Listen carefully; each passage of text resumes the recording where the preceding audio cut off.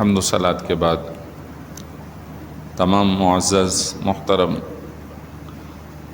حاضرین مجلس و سامعین گرامی، السلام علیکم ورحمۃ اللہ وبرکاتہ۔ الحمدللہ عشرہ ذی الحج کا پہلا جمعۃ المبارک، اللہ تبارک و تعالیٰ سے دعا کرتے ہیں مولا ہمیں سیکھنے، سمجھنے اور عمل کرنے کی توفیق عطا فرمائے۔ عشرہ ذی الحج کے فضائل اور مسائل پچھلے جمعۃ المبارک کو عرض کیے تھے کہ اللہ تبارک و تعالیٰ نے ان 10 دنوں کی خصوصی طور پہ قسم ارشاد فرمائی، رات اور دن کی قسم ارشاد فرمائی، فجر کی نماز کی قسم فرمائی، والفجر وليال عشر والشفع والوتر واللیل اذا یسر، قسم ہے فجر کی، 10 راتوں کی، طاق اور جفت کی، اور رات جب ڈھل جائے اس کی قسم۔ تمامی مفسرین نے یہی فرمایا کہ یہ عشرہ ذی الحج کا تذکرہ ہے، جس سے اس کا محترم ہونا، معظم ہونا، بزرگی اور شرافت والا ہونا ظاہر ہوتا ہے۔ اور فجر 10 ذی الحج کی فجر، جس کو یوم النحر کی فجر کہا گیا، 10 راتیں یہ جو گزر رہی ہیں، شفع اور وتر، طاق اور جفت، طاق 9 ذی الحج یعنی یوم عرفہ، اور جفت یعنی 10 ذی الحج یوم نحر، یوم طواف زیارہ۔ ان ایام کی بہت ہی عزت اور شرافت کو ظاہر کر کے قسم فرما کر پھر آگے چل کے 2-3 اقوام کا تذکرہ کیا، قوم سمود کا، قوم عاد کا، قوم فرعون کا، اور پھر قیامت کا تذکرہ ہوا، اور آخر کے اندر یہ بات ارشاد فرمائی گئی کہ جو بڑی بڑی کافر قومیں تھیں، ہم نے سب کو عذاب میں مبتلا کیا، اور ایسا عذاب کہ اس جیسا عذاب کسی اور کو نہیں ہو سکتا۔ لیکن جو بندہ مومن اللہ پر ایمان لے آئے، اللہ کی رضا میں راضی ہو جائے، تو پھر اللہ اسے اپنی جنت میں داخل فرمائے گا۔ پھر اس کے ضعیف ہونے، کمزور ہونے، غریب ہونے، اعلیٰ خاندان سے نہ ہونے، اس چیز کو نہیں دیکھا جائے گا، اور بڑی بڑی قوموں کو کفر اور شرک کی وجہ سے خوبصورت، طاقتور ہونے کے باوجود، مالدار ہونے کے باوجود ہم نے ملیہ میٹ کر دیا۔ آخری آیتوں میں فرمایا، یا ایتھا النفس المطمئنہ ارجعی الی ربک، اے نفس مطمئنہ، اے اپنے رب پر اطمینان رکھنے والی، اے ایمان پر مطمئن رہنے والے نفس، اے جان، ارجعی الی ربک، تو اپنے رب کی طرف پلٹ آ، واپسی آ جا، راضیۃ مرضیہ، ایسا پلٹ کہ رب سے تو راضی ہو جا اور رب تجھ سے راضی ہو جائے۔ فادخلی فی عبادی وادخلی جنتی، میرے بندوں میں شامل ہو جا، میری جنت میں داخل ہو جا۔ لیکن یہ آخری آیتیں پہلے کفر اور کفر کرنے والی قوموں کو ملیہ میٹ اور عذاب دینے کے بعد آئی ہیں، جس سے دونوں کا تقابل ہوتا ہے کہ ایک وہ ہے جو دنیا میں طاقتور ہے، دنیا کے مال و متاع میں گم ہیں، اللہ ان سے راضی نہیں، اور ایک وہ ہیں کہ جو رب کے رب ہونے پر، نبی کے نبی ہونے پر، اللہ کے احکام پر راضی ہے، تو پھر اللہ اسے نفس مطمئنہ قرار فرما کر اپنی طرف واپسی کی دعوت فرما رہا، آ جا، واپس آ جا، پلٹ آ۔ جس کو یعنی رب نے بھیجا، اس کو اس طرح بلایا جا رہا ہے کہ تو رب سے راضی، رب تجھ سے راضی۔ تو مومن کا عالم یہی ہونا چاہیے کہ یہ دنیا عارضی اور فانی ہے، اس میں جو کچھ ہے یقیناً جو ملا اس پہ اللہ کا شکر ادا کرے، مزید لینا حرام یا ممنوع نہیں، لیکن اس کا طریقہ وہ ہو جو طریقہ اسلام ہے، حلال اور درست جائز، اور طاقت ہے تو اللہ کی راہ میں استعمال کرو، جہاد فی سبیل اللہ میں استعمال کرو، اللہ کے احکام میں صرف کرو، اور مال ہے تو اسے اللہ کے حکم پر صرف کرو۔ اور الحمدللہ مومن یہ کام کر رہا ہے، جہاد میں بھی حصہ لے رہا ہے، اپنے مال کو زکوٰۃ، خیرات، صدقات، قربانی اور اسی طرح دیگر نوافل صدقات کے اندر وہ خرچ کر رہا ہے، اپنی جان مشقت میں ڈال کر، شدید گرمی ہو، شدت ہو، نمازوں کی پابندی کر رہا ہے، حج بیت اللہ جہاں امکانات مرنے کے، بے ہوش ہونے کے، گم ہو جانے کی، نہ جانے کیا کیا ہوتے ہیں، اس کے باوجود بندہ مومن جاتا ہے، اللہ کے حکم پر حج بیت اللہ کر رہا ہے۔ تو جو بھی بندہ مومن اللہ کے حکم پہ عمل پیرا ہے تو کل اللہ تبارک و تعالی اسے بلائے گا، یا ایتھا النفس المطمئنہ، اے نفس مطمئنہ، ارجعی الی ربک، اپنے رب کی طرف پلٹ کر آ جا۔ سبحان اللہ۔ ان مطمئن لوگوں میں سب سے پہلا درجہ اللہ نے اپنے نبیوں کو عطا فرمایا۔ حضرات انبیاء علیہم السلام اس جملے کے سب سے زیادہ اہل ہیں۔ انہوں نے اپنی ساری زندگیاں اللہ کے حکم پر لگا کر نہ صرف خود چلے بلکہ دوسرے لوگوں کو، امتوں کو صحیح راہ کی رہنمائی فرمائی۔ انہی حج کے ایام میں بہت ہی محترم، مکرم، معظم، ساری اس وقت الہامی پائی جانے والی قوموں کے سربراہ، چاہے وہ یہودی ہوں تو انہیں مانیں، عیسائی ہوں تو انہیں مانیں، مسلمان ہوں تو انہیں مانیں، ہم سب کے سربراہ حضرت سیدنا ابراہیم علیہ السلام، ابراہیم خلیل اللہ، یہ وہ محترم شخصیت ہیں کہ انہوں نے اپنی ذات، اپنی شخصیت، اپنی آل اولاد، اپنا گھر بار، سب کچھ اللہ کی راہ میں قربان کیا، اور اللہ تعالیٰ نے اس کا اظہار فرمایا، وَإِذِ ابْتَلَىٰ إِبْرَاهِيمَ رَبُّهُ بِكَلِمَاتٍ فَأَتَمَّهُنَّ۔ یاد کرو اس بات کو کہ ابراہیم کو ان کے رب نے آزمایا، فَأَتَمَّهُنَّ، انہوں نے ان آزمائشوں کو پورا کیا۔ سبحان اللہ۔ اللہ تعالیٰ فرمائے فَأَتَمَّهُنَّ، انہوں نے ان کو پورا کیا۔ مفسرین کرام اس آیت کی جب تفسیر میں جاتے ہیں کہ وہ کون سی باتیں تھیں جس میں انہیں خصوصی آزمایا اور انہوں نے ان آزمائش کو پورا کیا، تو فرمایا خصوصی طور پہ 4 جو واقعات ہیں یا 4 جو مرکزی حصے ہیں آپ کی شخصیت کے، وہ بہت اہم ہیں۔ ایک کہ جو توحید کا ایمان اللہ نے حضرت ابراہیم کو دیا، آپ نے اس توحید کے پیغام کو بچپن، لڑکپن سے لے کے آخر وقت تک ہر جگہ پہنچایا۔ پہلے نمبر پہ آپ نے تبلیغ جنہیں کی وہ ان کا اپنا گھرانہ اور اپنی قوم تھی۔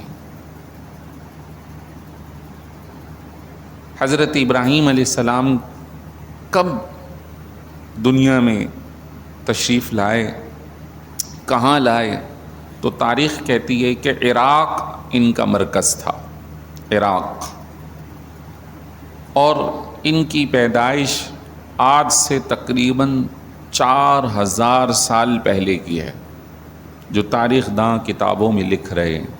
4000 سال پرانی تاریخ حضرت ابراہیم کی، عراق میں جلوہ گر ہوئے، اور جس علاقے کے اندر تشریف لائے عراق میں، تو اس زمانے کے اندر ایک قوم رہتی تھی کلدانی، وہ ستاروں کی پوجا کیا کرتی تھی، اور اسی وجہ سے عراق کے اندر 7 بڑے بڑے دروازے شہر کے بنائے گئے تھے، اور ان ستاروں کے ناموں پر ان دروازوں کے نام رکھے گئے تھے، اور لوگ جیسے ہی وہ رات کو ستارہ طلوع ہوتا تھا، جو ان کے عقیدے اور نظریے کے مطابق تھا، تو پھر اسے وہ سجدہ کرتے، اس کو دیکھ کر اپنی خوشیوں کا اہتمام کرتے، اور پھر کچھ آبادی کا حصہ بتوں کی پوجا کیا کرتا تھا۔ حضرت ابراہیم علیہ السلام کا تذکرہ سورہ قصص میں آتا ہے بڑے تفصیل کے ساتھ۔ فرمایا وَإِذْ قَالَ إِبْرَاهِيمُ لِقَوْمِهِ اعْبُدُوا اللَّهَ وَاتَّقُوهُ، حضرت ابراہیم نے اپنی قوم سے کہا، لوگو ایک اللہ کی عبادت کرو، اسی سے ڈرو۔ ذَلِكُمْ خَيْرٌ لَكُمْ إِن كُنتُمْ تَعْلَمُونَ، یہ تمہارے لیے بہتر ہے اگر سمجھو۔ انما تعبدون من دون اللہ اوثانا، تم نے اپنے معبودوں کو بت انہیں بنا لیا ہے اور اللہ کو چھوڑ دیا ہے۔ وتخلقون افکا، اور تم از خود یہ بنا رہے ہو۔ ان الذین تعبدون من دون اللہ، اللہ کے سوا جن کی تم پوجا پاٹ کر رہے ہو، لا یملکون لکم رزقا، وہ تو تمہیں رزق دینے پہ قادر نہیں۔ فابتغوا عند اللہ رزقا، رزق تم اللہ سے ہی مانگو۔ فاعبدوہ واعبدوہ، اور اسی کی عبادت کرو۔ واشکروا لہ، اور اسی کا شکر ادا کرو۔ الیہ ترجعون، تم سب پلٹ کر اسی کی بارگاہ میں جاؤ گے۔ وَإِن تُكَذِّبُوا، اے میری قوم اگر تم اللہ کے توحید کا انکار کرو، فَقَدْ كَذَّبَ أُمَمٌ مِّن قَبْلِكُمْ، تو تم سے پہلے بھی امتیں یہ کام کر چکی ہیں۔ وَمَا عَلَى الرَّسُولِ إِلَّا الْبَلَاغُ الْمُبِينُ، لیکن رسول پر یہ بات لازم ہے کہ وہ واضح پیغام پہنچا دے۔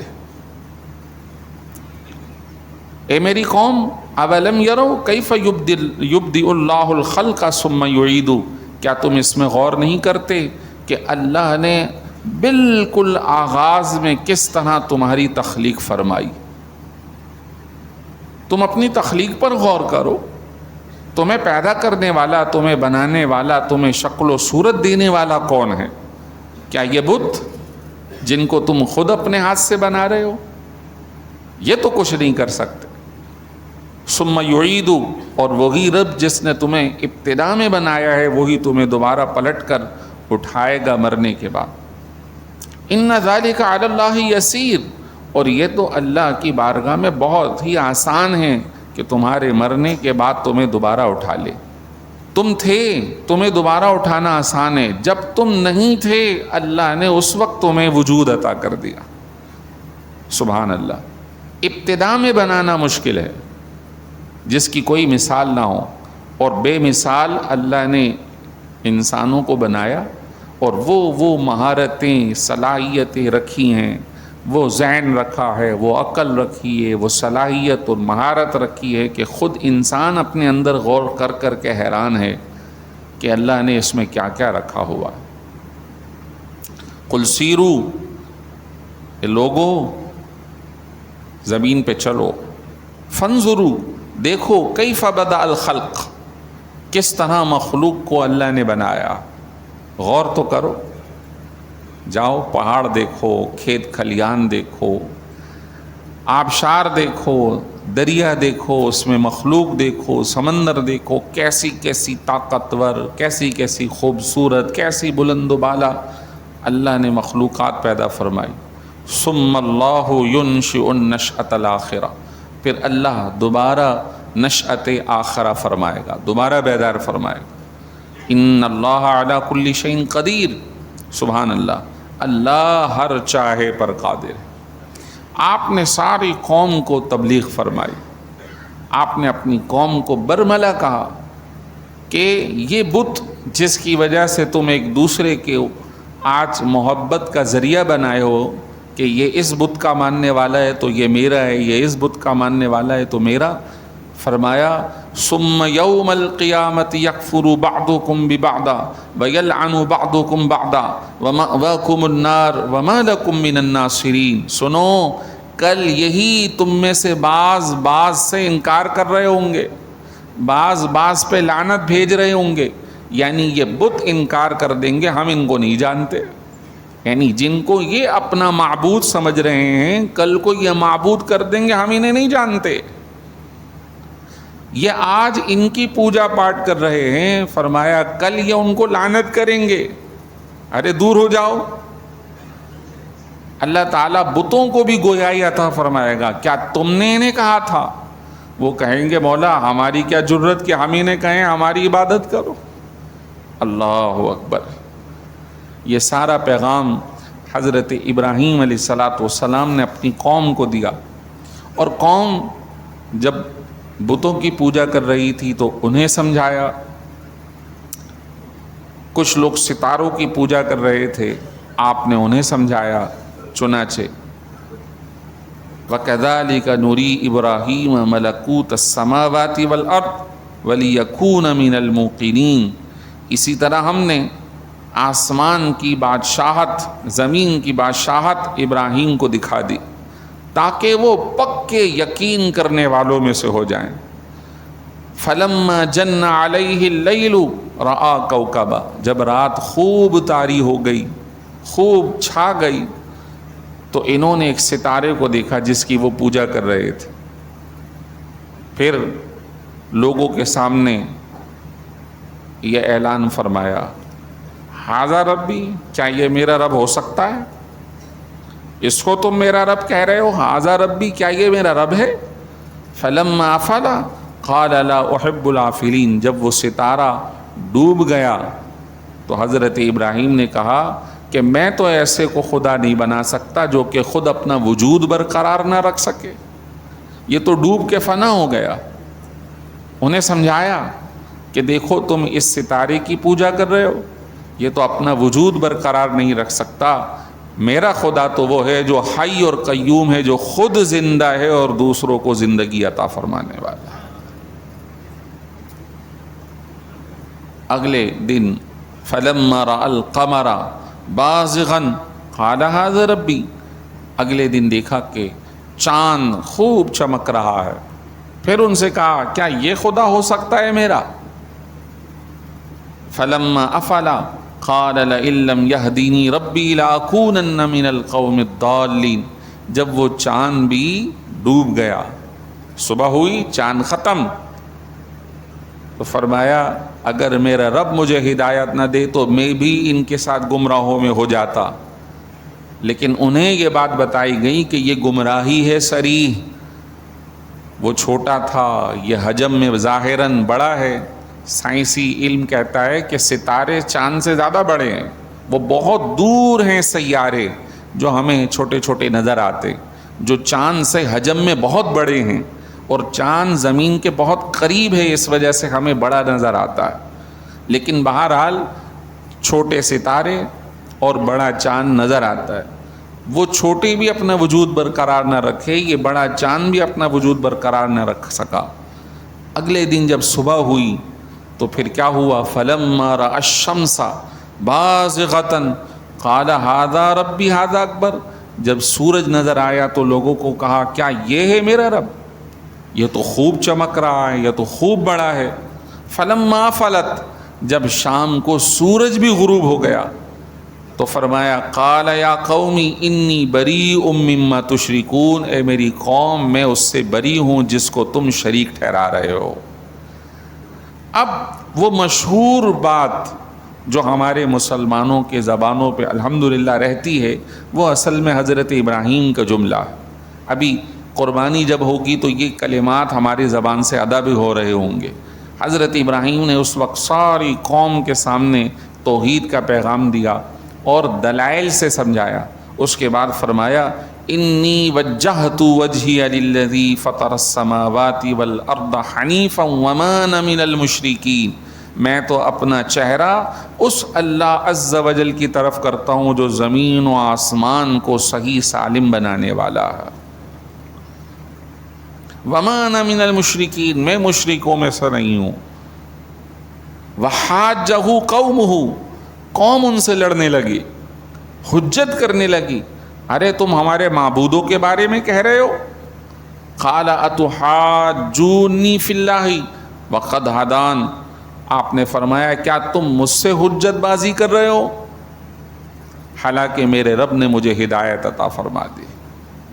اب ذرا دیکھیے کہ اس زمانے میں کتنے ہی ہیں جو اللہ کو چھوڑ کر کسی اور کی پوجا پاٹ میں لگے ہوئے ہیں.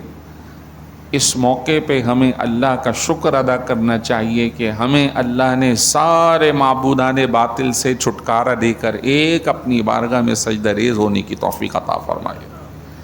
مومن کسی سے نہیں ڈرتا، مومن صرف رب کی بارگاہ میں حاضر ہونے سے ڈرتا ہے بس. اور اگر محبت ہو جائے تو وہاں بھی ڈر نہیں ہے، بلکہ محبت کا شوق ہے، یا اللہ کب تیرا دیدار نصیب ہو.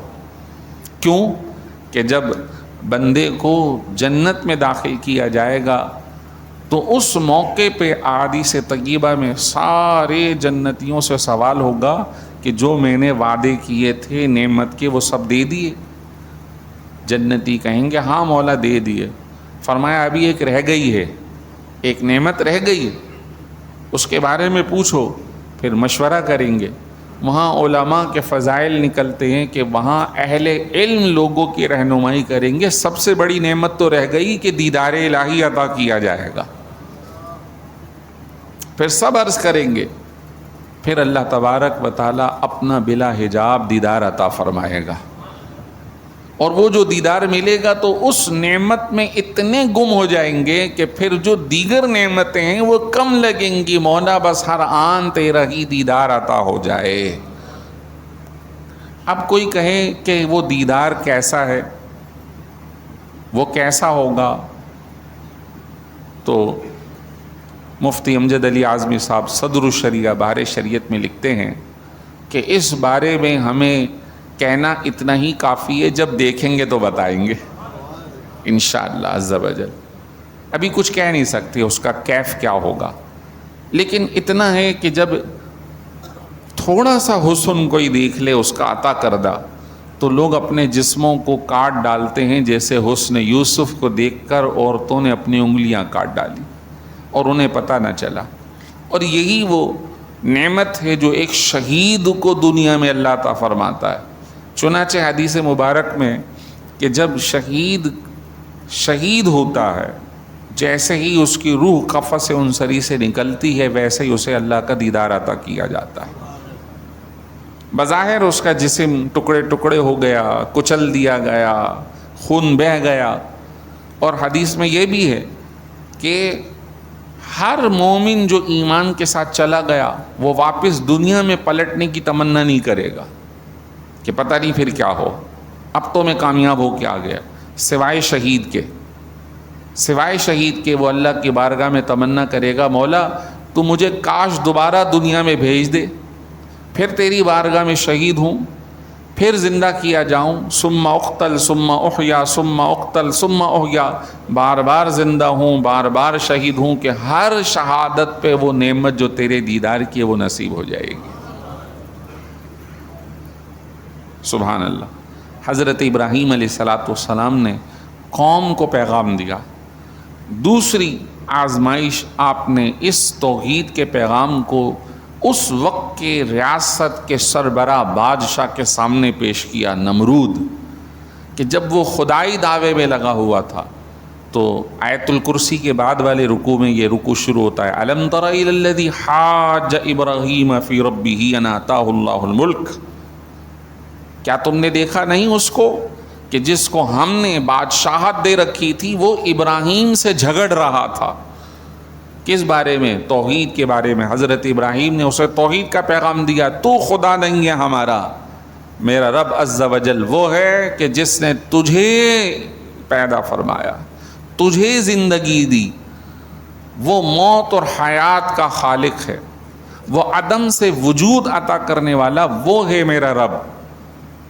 وہ عقل سے اس بات کو سمجھ نہ سکا، تو اس نے اپنی جھیپ مٹانے کے لیے 2 بندے بلائے، ایک کو قتل کر دیا اور ایک کو چھوڑ دیا، کہنے لگا دیکھو ایک کو زندہ کیا ایک کو مار دیا۔ ارے یہ تو دونوں ہی اللہ کی عطا کردہ تھے، ابتدا کس نے کی یہ بات سمجھا نہیں۔ تو حضرت ابراہیم نے جب دیکھا کہ یہ موٹی عقل کا ہے، مسئلہ نہیں سمجھ سکا، تو فرمایا ربی الذی یحیی و یمیت، میرا رب تو وہ ہے جو زندہ کرتا ہے مارتا ہے۔ اس نے کہا میں بھی یہ کرتا ہوں۔ فرمایا تو میرا رب وہ ہے جو سورج کو مشرق سے نکالتا ہے، فاتی بہا من المغرب، اگر تو خدا ہے تو ذرا مغرب سے نکال کے تو دکھا۔ اب وہ کہ پوری بادشاہت اور عوام الناس کھڑی ہے، اور حضرت ابراہیم کے ایک مکالمے، ایک جملے نے اس کے خدا ہونے کا دعویٰ ملیا میٹ کر دیا۔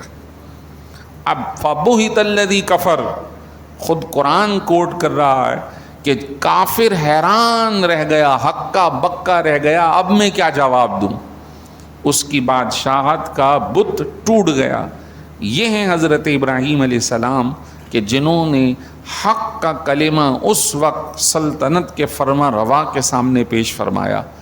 آج یہی صورتحال ہمارے مسلمانوں میں کم ہے۔ ہمیں چاہیے حق بات ہر ایک کے سامنے کریں۔ ہاں ایک ہے اس سے جھگڑنا، ایک ہے اس کی بے عزتی کرنا، اور ایک ہے مکالمہ کرنا۔ جھگڑنا ایک الگ درجہ ہے، مکالمہ کر کے ہرا دینا، اس کو لاجواب کر دینا، اس کو کہتے ہیں مناظرہ۔ حضرت ابراہیم نے مناظرہ کیا، دلیل کی بنیاد پر اس کا سارا دعویٰ رد فرما دیا۔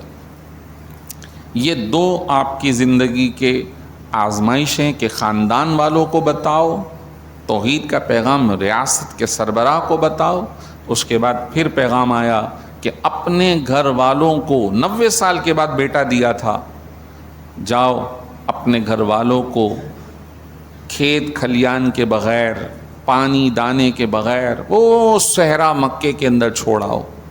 رہتے فلسطین میں تھے، عراق سے فلسطین چلے گئے تھے شام، پھر وہاں سے حکم آیا وہاں چھوڑ دیا۔ جب جا رہے ہیں تو بیوی محترمہ نے کہا کس کے آسرے پر؟ کہا رب کے آسرے پر۔ کیوں چھوڑ رہے ہیں؟ رب نے حکم دیا۔ کہا ہاں بس ٹھیک ہے، میرا اور میرے بیٹے کا جو رکھوالا ہے، نگران ہے، وہ میرا رب عز و جل ہے۔ پھر ایک اور آزمائش آئی کہ جب وہی بیٹا جو مشکلات کے بعد جوان ہو گیا، چلنے پھرنے گھومنے پھرنے لگا، حسین تھا، جمیل تھا، 90 سال کی عمر کے بعد دعاؤں اور تمناؤں کے بعد ملا تھا، فرمایا کہ اس کو ذبح کر دو۔ باپ بیٹے کو خواب سنا دیتا ہے اور بیٹا کہتا ہے کیا رب کا حکم ہے؟ کہا ہاں رب کا حکم ہے۔ فرمایا پھر آپ مجھے صبر کرنے والا پائیں گے، آپ بے فکر رہیں، بس اتنا کیجئے میرا چہرہ زمین کی طرف کر دیں۔ فلما اسلم وتلہ للجبین ونادیناہ ان یا ابراہیم قد صدقت الرؤیا، ہم نے ندا دی اے ابراہیم تم نے اپنا خواب پورا کر دیا، جو تمہیں ہم نے حکم دیا تھا پورا کر دیا۔ وفدیناہ بذبح عظیم، ہم نے ان کے بدلے ایک عظیم فدیہ بھیڑ کا، دمبے کا جنتی عطا کیا اور ان کو ہٹایا اور ان کی قربانی ہو گئی۔ یہ عظیم آزمائشیں تھیں جو حضرت ابراہیم نے دیں، اور اللہ تبارک و تعالی نے انہیں یہ بلند رتبہ عطا فرمایا۔ تو جہاں سے آغاز کیا تھا سورہ فجر میں کہ اس عشرے کو بڑی عزت دی گئی، اور آخر میں فرمایا اے نفس مطمئنہ تو اپنے رب کی طرف ایسے آ جا کہ رب تجھ سے راضی، تو رب سے راضی۔ تو اس کا پہلا مقام، پہلا مرکز انبیاء علیہ السلام ہے، اور اس میں حضرت ابراہیم بھی اس آیت کے من و عن مصداق ہیں۔ اللہ تعالیٰ فرما رہا ہے ابراہیم واپسی آ جائیے، اس حال میں آئیے کہ آپ رب سے راضی ہیں، رب آپ سے راضی ہے، میرے بندوں میں شامل ہو جائیں، میری جنت میں داخل ہو جائیں۔ تو بندہ مومن اللہ کرے کہ ہم سب ان آیتوں کی مصداق بنیں، اللہ کے حکم پہ عمل پیرا ہوں، اپنی خواہشات کو ذبح کر دیں اللہ کے حکم کے آگے، اپنی تمناؤں کو ذبح کر دیں اللہ کے حکم کے آگے، اپنے آرام کو ذبح کر دیں اللہ کے حکم کے آگے۔ یہی پیغام ہے آج کا اللہ ہمیں عمل کی توفیق عطا فرمائے۔ وآخر دعوانا ان الحمد للہ رب العالمین۔